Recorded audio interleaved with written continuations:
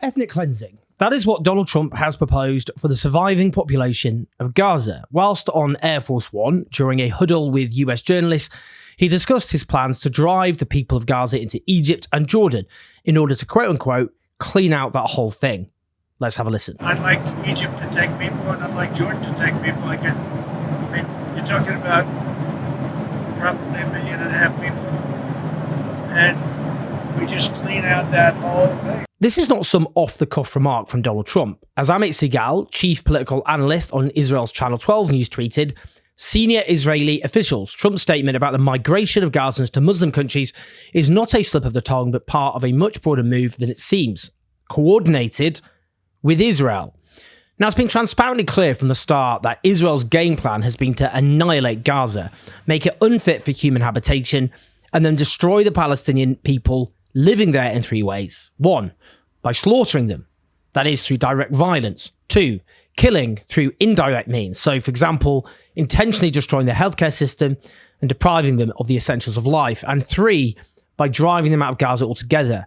And this again underlines the absolute travesty that is Western media coverage. From the beginning, as the Israeli state forcibly drove the Palestinian people of Gaza from their homes within the Strip and then destroyed their homes, the Western media, if they had done their job, would have reported on the threat that Gaza would be violently emptied of its people, that is, those who survived. They did not do so, and they have no excuse, because some of us warned about this over and over again, but our warnings were ignored, and more generally, we were treated as fringe extremists. I'll give you an example. This is me in November 2023, just weeks after all of this began. This is huge and absolutely chilling, and it exposes the scale of the crime which Israel could now be undertaking.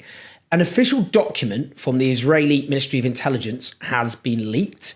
It's in the hand of some dissident Israeli newspapers, and this official document recommends the forcible and permanent removal of Gaza's 2.2 million Palestinians to Egypt's Sinai Peninsula. We have a term for this. It is called ethnic cleansing. This is me in February 2024, about a year ago. Now, we also know that the government is jam-packed full of people who want to ethnically cleanse Gaza because they keep saying so. Let's just go through the timeline here. Less than 24 hours after the 7th of October attack took place, Benjamin Netanyahu tweeted, I say to the residents of Gaza, leave now because we will operate forcefully everywhere. Well, there was no subtlety there at all. What Israel actually did, of course, is drive the vast majority of the Palestinian people of Gaza from their homes, but they remained within Gaza as it was destroyed. Weeks after the attack, Israeli General Giora Eiland, former head of the Israeli National Security Council, wrote an article in which he said the people of Gaza will have to leave, either temporarily or permanently, via the border with Egypt. He added, Israel should not allow any economic assistance.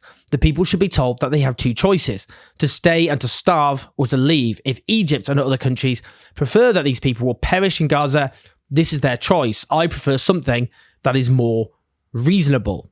This piece was written in Fathom Journal, which is the media arm of BICOM, that is the British Israel Communications and Research Centre and the main pro-Israel lobby organisation in Britain. Giora Eiland was advisor to Yoav Gallant, the former defence minister, who, like Benjamin Netanyahu, is subject to an international arrest warrant by the International Criminal Court for war crimes and crimes against humanity. In South Africa's submission to the International Court of Justice, as part of their case against Israel for genocide, there were multiple other statements by Eiland which were noted. For example, he went on to say that Israel has no interest in the Gaza Strip being rehabilitated, and this is an important point, he said, that needs to be made clear to the Americans. He declared to retrieve the hostages, a severe humanitarian crisis in Gaza must be created, with water supplies specifically targeted. He said Israel's army must create such a huge pressure on Gaza that Gaza will become an area where people cannot live. He declared the state of Israel has no choice but to make Gaza a place that is temporarily or permanently impossible to live in. These are different statements. I'm just going through them to emphasize how consistent his message was. Indeed, again, he was keen to reiterate, saying Gaza will become a place where no human being can exist. He additionally wrote, who are the quote-unquote poor women of Gaza? They are all the mothers, sisters, or wives of Hamas murderers. He declared that severe epidemics in the south of the Gaza Strip will bring victory closer. It is precisely its civil collapse that will bring the end of the war closer. When senior Israeli officials say in the media it's either us or them, we should clarify the question of who is them.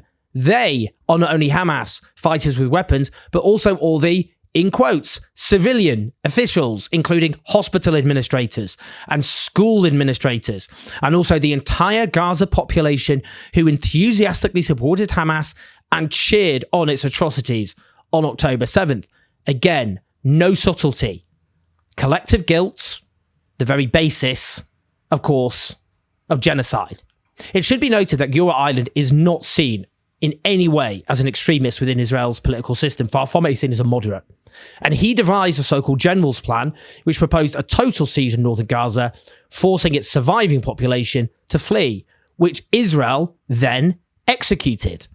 Now, at the end of October 2023, a 10-page document was leaked to the Israeli-Palestinian news outlet Plus 972 magazine, originating from Israel's Ministry of Intelligence. It recommended the forcible and permanent transfer of Gaza's population to Egypt's Sinai Desert. It discussed a plan to evacuate the civilian population, it said, to Sinai. It suggested messages directed at Palestinians should revolve around the loss of land, making it clear that there is no hope of returning to the territories Israel will soon occupy, whether or not that is true. It said the image needs to be, Allah made sure you lose this land because of Hamas leadership. There is no choice but to move to another place with the assistance of your Muslim brothers. The intelligence minister at the time was seen as a relative moderate. In December 2023, according to Israel Hayom, the daily newspaper in Israel, Benjamin Netanyahu told a closed-door parliamentary session of his Likud party colleagues that he supported what he described as voluntary migration of the Palestinians from Gaza. He added, our problem is the countries that are willing to absorb them, and we are working on it.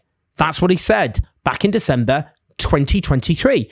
Israeli cabinet ministers have repeatedly pushed for so-called voluntary migration, with a conference on this being attended by 11 cabinet ministers in January 2024.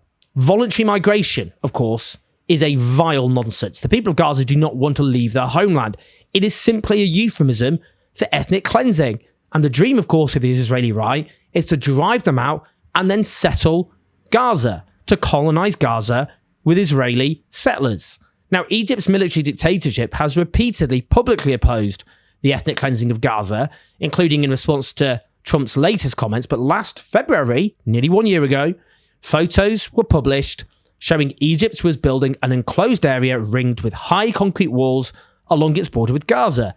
That was discussed as possibly housing Palestinians fleeing the then planned Israeli assault on the southern city of Rafah. The prospect of driving the people of Gaza from their homeland always loomed large, and yet the Western media overwhelmingly did not take it seriously. Even now, they won't. The BBC tweeted out, Palestinians condemn US President Donald Trump's proposal to resettle Gazans abroad and quote-unquote clean out that whole thing. The headline for that piece, Trump wants neighbours to take in Palestinians to clean out Gaza. Nothing, zero about ethnic cleansing there, just outrageous euphemisms. But today, with a ceasefire in place, however temporarily, the Palestinian people are returning en masse to their homes in northern Gaza. Listen to this Palestinian who is amongst those returning in vast numbers. Thousands of them are deciding to return by walking on the beach, on the displacement beach. We are coming Gaza by walking or by even running. Let's go.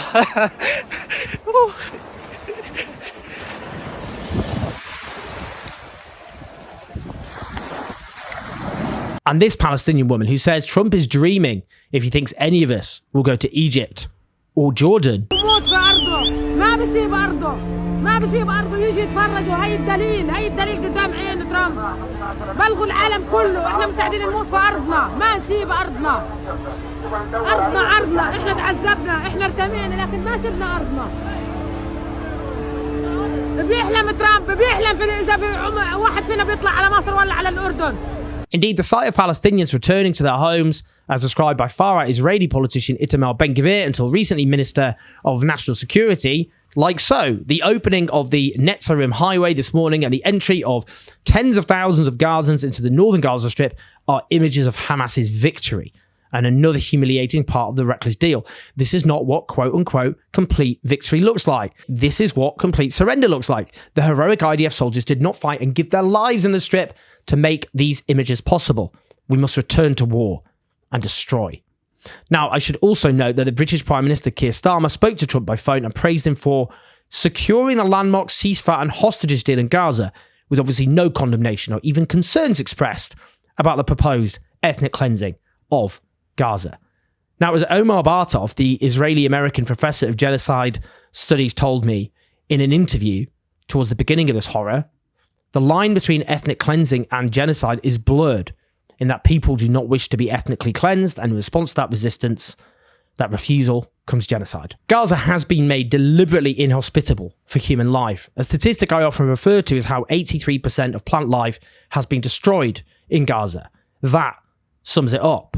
This is a deliberate and systematic attempt by the Israeli state to rid themselves of the Palestinian people. Their starting point is that the Palestinian people are an existential threat to the state of Israel. They work backwards from that point and see how far they can get away with executing that within the constraints of any given moment. Now, there's no question that with Donald Trump elected, they think they can go further. But note, the genocidal mayhem, the destruction of Gaza was all made possible by the Democrats, by Joe Biden and his administration. Both the Democratic and the Republican leadership are complicit in genocide.